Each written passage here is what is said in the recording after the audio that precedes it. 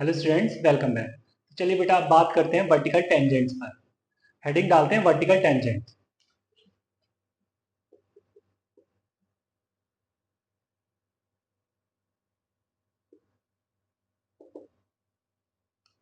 तो पहले इसमें लिखते हैं vertical tangent. Vertical tangent to any curve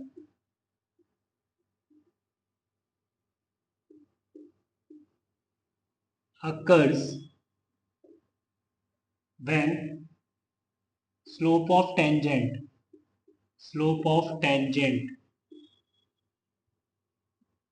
approaches to infinity और माइनस infinity। ठीक है बच्चे, जैसे सपोज करो ये मैंने दो कर्व ड्रॉ किए और से x इजिकल टू ए पर मुझे टेंजेंट की बात करनी है। तो अगर मैं x इजिकल टू ए पर फर्स्ट कर्व में टेंजेंट ड्रॉ करूंगा बेटा, तो मुझे यहाँ पे दो टेंजेंट जाते दिखेंगे, ठीक है।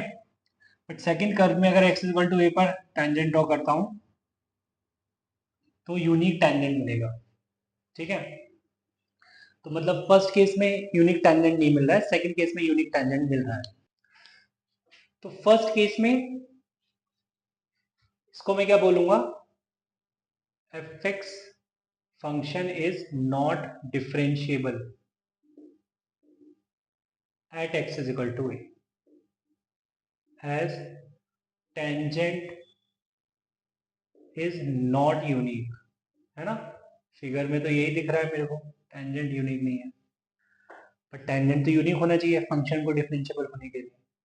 x is equal to a पे टेंजेंट तो यूनिक है, but function is not differentiable at x is equal to a. तो सर अब क्या हो गया, यूनिक टेंजेंट तो है, as slope of tangent is not defined।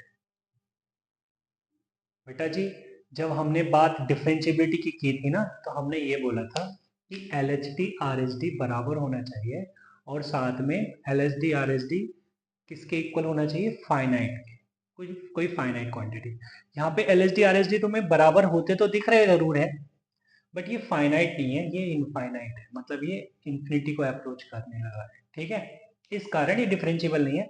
But इस केस में हमें मिला क्या है, but here vertical tangent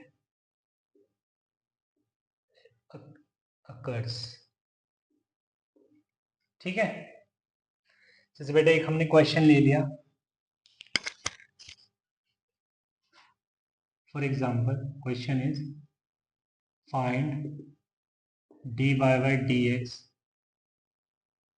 if y is equal to x to the power 1 by 3 at x is equal to 0, ठीक। तो dy by dx निकालना है, तो चलिए निकालते हैं dy by dx। तो हमने क्या बोला, late y is equal to fx is x to the power 1 by 3, ठीक है। dy by dx निकालो, f dash x निकालो, कुछ भी निकालो, but using first principle. First principle का यूज करके अगर हम निकालते हैं, देखते हैं तो क्या दिखेगा हमें, f dash x is limit h tends to 0 f of x plus h minus fx upon h, right. Now इस पे आर एच डी देखता हूँ मैं, at x is equal to 0, ठीक है। तो आर एच डी देखता हूँ तो क्या मिला, f dash 0 plus is equal to limit h tends to 0। बेटा x को रिप्लेस करना जरा 0 प्लस h से, तो कितना हो जाएगा, h की पावर 1 बाई 3 माइनस x को रिप्लेस करना बेटा 0 से यहाँ पर, तो ये आ जाएगा बेटा 0 अपॉन h। तो ये आ गया limit h tends to 0 1 upon h की पावर 2 बाई 3, ओके। जो कि मुझे क्या दिखाएगा, मैं लिमिट पुट करता हूँ तो infinity, and LHD at x is equal to 0 means बच्चे ये दिखेगा f dash 0 minus is equal to limit h tends to 0। बेटा यहाँ पर x की जगह तो 0 आ गया है, बट क्योंकि LHD देख रहे हैं तो यहाँ माइनस आ जाएगा। ठीक है, तो हम किससे रिप्लेस करेंगे x को? 0 माइनस एच से। तो 0 माइनस एच मतलब माइनस एच, तो माइनस एच की power 1/3 minus 0 upon minus h. ठीक है, हम जानते हैं ये माइनस बाहर जाएगा, cube root of minus something is minus और minus cube root of something. तो ये हो गया, माइनस से माइनस कैंसिल हो गया, तो हमें क्या दिख रहा है? 1/h की पावर 2/3 और लिमिट h टेंस टू 0। मतलब बेटा ये भी क्या आएगा? इन्फिनिटी आएगा। तो यहाँ पे हम देख रहे हैं कि LHD RHD हमें इक्वल दिख रहे हैं और ये किसके इसको अप्रोच कर रहे हैं? इन्फिनिटी को। इसका मतलब at x is equal to 0 vertical tangent occurs. ठीक है बेटा, वैसे तो तुमने इसका कई बार ग्राफ भी देखा होगा y equal to x to the 1/3 का, वो कुछ इस तरीके से ड्रॉ होता है। ठीक, तो हम देखेंगे कि x इक्वल टू 0 पे ये लाइन कर्व को क्रॉस करती दिख रही है। ठीक है, क्रॉस करती दिख रही है, बट ये क्रॉस नहीं कर रही है बेटा, ये टच ही करके जा रही है। हो क्या रहा है कि x इज इक्वल टू 0 पर ये कॉन्केविटी चेंज हो रही है। कॉन्केविटी चेंज हो रही है तो हमको ऐसा लगता है कि ये क्रॉस करके जा रही है, बट ये टच करके जा रही है। ठीक है, चलिए बेटा, तो ये वर्टिकल टेंजेंट को लेकर कुछ बात करनी थी। अच्छा, इसमें एक पॉइंट और लिखेंगे हम, पॉइंट लिख लेंगे कहीं भी कि vertical tangent is considerable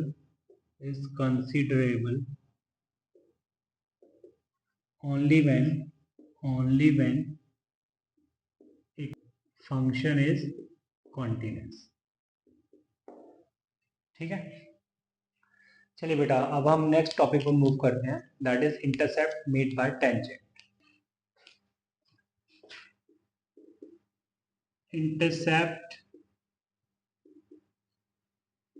intercepts made by tangents।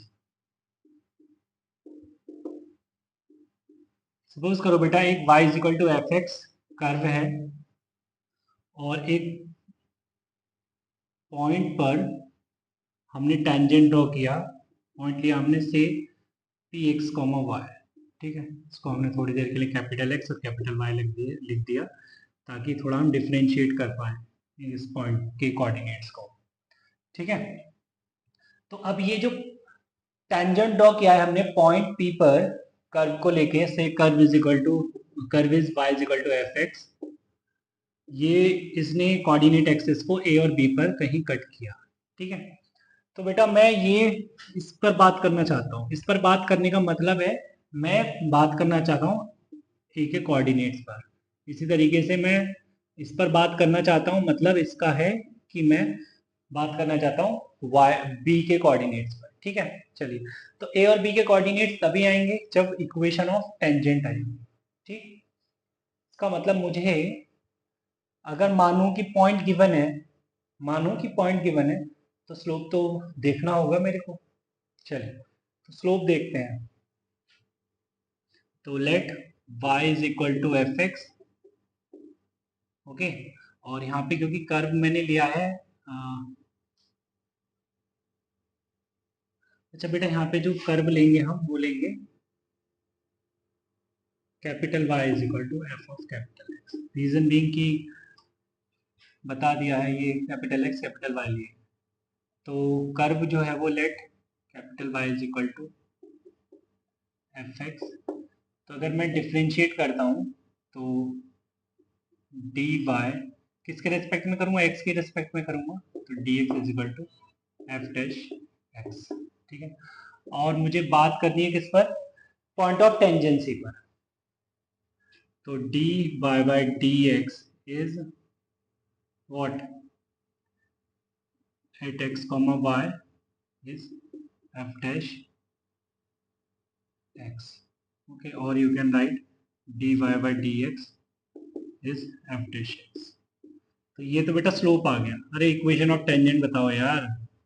हाँ, तो equation of tangent at x comma y क्या आ गई बेटा? ये capital y minus small y is equal to d y by d x into x minus small x. ठीक है.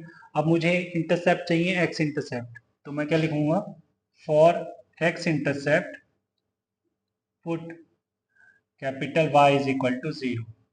Capital y is equal to zero in one. तो बेटा अगर वन में मैंने कैपिटल वाई को जीरो रख दिया तो मेरे को कैपिटल एक्स क्या दिखेगा? मेरे को small x minus y upon d y by d x. ये तो बेटा एक्स इंटरसेप्ट आ गया. ठीक. और बात करें for y intercept put capital x is equal to zero in one. तो कैपिटल एक्स को मैंने जीरो रख दिया तो यहाँ से बेटा कैपिटल वाई क्या दिखेगा? मतलब वाई इंटरसेप्ट क्या दिखेगा? Y minus x into d y by d x. तो ये हो सके तो याद रख लेना, काफी हेल्प करेंगे क्वेश्चन करने में. चलिए बेटा एक क्वेश्चन लिख लेते हैं. चलिए बच्चे, तो क्वेश्चन लिख दिया है. A curve c has a property that if tangent at point P meets coordinate axes at A and B, then P is the midpoint of AB. एक बारी मैं कर्व ड्रॉ करता हूं और इस पॉइंट पर, किसी पॉइंट पर मैं टेंजेंट ड्रॉ करता हूं. ठीक है. देखिए किसी पॉइंट पर बोल रहे हैं ना कि अगर आपने टेंजेंट ड्रॉ किया है, tangent drawn at point P meets the coordinate axes A and B, then P is the midpoint of AB. बात समझ आ रही है? Also curve is passing through 1,1. मान लो कहीं ये 1,1 कोई पॉइंट रहा होगा. ठीक है, इससे पास भी कराएगा. Then find equation of the curve. तो बेटा मुझे इक्वेशन कर्व की इक्वेशन फाइंड करनी है. तो यहां पर बात कर रहा है ये जो कर्व सी है, ये इसके क्या प्रॉपर्टी है कि अगर ये ए और बी को ए और बी पे जाके मिलेगा कोऑर्डिनेट एक्सिस को, तो ये पी जो बनेगा ए बी का मिड पॉइंट बनेगा. तो बेटा ए बी का अगर मिड पॉइंट बनेगा तो मिड पॉइंट फॉर्मूला मेरे दिमाग में आया. अगर मिड पॉइंट फॉर्मूला मेरे दिमाग में आया तो मुझे एंड पॉइंट्स तो पता होने चाहिए. तो मैंने ना क्या किया, अगर ये कर्व है let y is equal to f of x, तो मैं डायरेक्ट लिखूं बेटा ए के कोऑर्डिनेट्स. ए के कोऑर्डिनेट्स मुझे पता है. अभी मैंने अभी एक्स इंटरसेप्ट देखा. एक्स इंटरसेप्ट क्या था? X minus y upon d y by d x. तो ये बन गए coordinates x minus y upon d y d x comma zero. और बी के कोऑर्डिनेट्स क्या बन गए? Zero comma y minus x into d y by d x. ठीक. तो अकॉर्डिंग टू क्वेश्चन लिख दो बेटा. According to question x coordinate इसका पॉइंट पी का एक्स कोऑर्डिनेट इन ए और बी के का मीन निकल कर आएगा, है ना? ऐसे ही तो है. तो मैं लिख दूं small x is equal to x minus y upon d y by d x, है ना, प्लस जीरो बाय टू. तो मैं कह सकता हूँ two x is equal to x minus y upon d y by d x. और you can write x is equal to minus y on dy by dx, or you can write x dy by dx is equal to minus y. ठीक है बच्चे. अच्छा, अगर मैं y वाली party dy की तरफ ले जाऊं, मतलब dy अपॉन y और इसको क्रॉस मल्टीप्लाई कर दूं तो dx अपॉन x माइनस के साथ दिखेगा. ठीक है. अब अगर बेटा मैं इंटीग्रेट कर दूं तो इधर मेरे को दिखेगा ln y और इधर दिखेगा माइनस ln x और एक कांस्टेंट ऑफ इंटीग्रेशन हो रहेगा, चलो उसको भी ln में ही रख देते हैं, तो ln c, ठीक है। तो ये आ गया बेटा कुछ ऐसे ln y plus ln x is equal to ln c और you can write x y is equal to c. But अभी भी पूरी तरीके से कर्व हमको मिला नहीं है क्योंकि यहाँ पे कांस्टेंट ऑफ इंटीग्रेशन अननोन है। क्या कह रहे हैं, also curve is passing through 1,1, तो मैं कह सकता हूँ 1 into one is equal to c, मतलब इस कर्व को 1 और 1 तो सेटिस्फाई करेंगे, तो बेटा यहाँ से आ गया c is equal to 1, c is equal to 1 इसको पिला दो तो यहाँ से तुम्हें बाय क्या दिखेगा 1/x, ये आ गया एक्चुअल कर्व। वैसे ये कर्व का नाम भी है एक, क्या बोलते हैं प्यार से इसे, रेक्टेंगुलर हाइपरबोला। ओके चलिए बेटा, चलिए बेटा तो इस क्लास को यहीं रोकते हैं, मिलते हैं नेक्स्ट क्लास में, तब तक के लिए बाय बाय, टेक केयर।